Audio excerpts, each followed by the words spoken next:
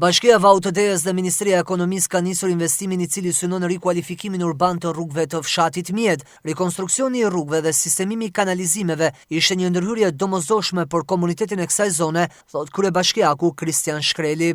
Aktualisht ndodhemi në fshatin Mjed, ku kanë filluar punimet për investimin e rrugëve të Mjedës, kanalizim, ndriçim, trotuar dhe asfaltim i rrugëve të fshatit Mjed. Ky investim është në bashkëfinancim bashkia me Ministrinë e Ekonomisë, të cilët na kanë dhënë fondin dhe po fillojmë punimet. Ky investim ka qenë shumë i nevojshëm për këtë fshat, sepse si shihet rrugët janë kanë të pakalueshme me makina.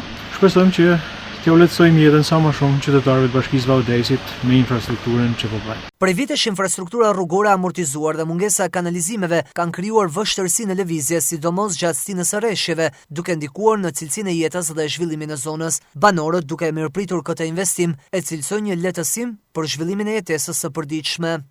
Faleminderit për Bashkisë, që na ka krijuar, na ka bërë këtë investim se 35 vjet, vetëm një rrugë që ka shtruar det do doni këtu. Por akerën edhe tjertë s'kanë menu asnjë për Mjedën. Ky investim është shumë i favorshëm për ne. Më merr mendja se 3000 banor, janë 1600 familje. S'ka menu kush për ne hiç fare.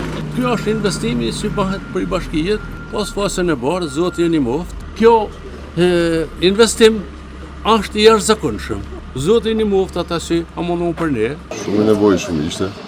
Po 35 vjet që janë të prit, faleminderit për bashkisë, të ujë zot. Ka pas shumë nevojshëm. Të shën do bëj punë mirë. Projekti në fjalë synon të përmirësojë ndjeshëm qarkullimin, të rrisë sigurinë rrugore dhe të zgjidhë përfundimisht problemet e ujrave të ndotura dhe atyre të rreshjeve të shiut. Fal këtij investimi, Mjeda do të ketë një infrastrukturë moderne, funksionale dhe më të pastër që i shërben banorëve dhe nxit zhvillimin urban dhe ekonomik të kësaj zone.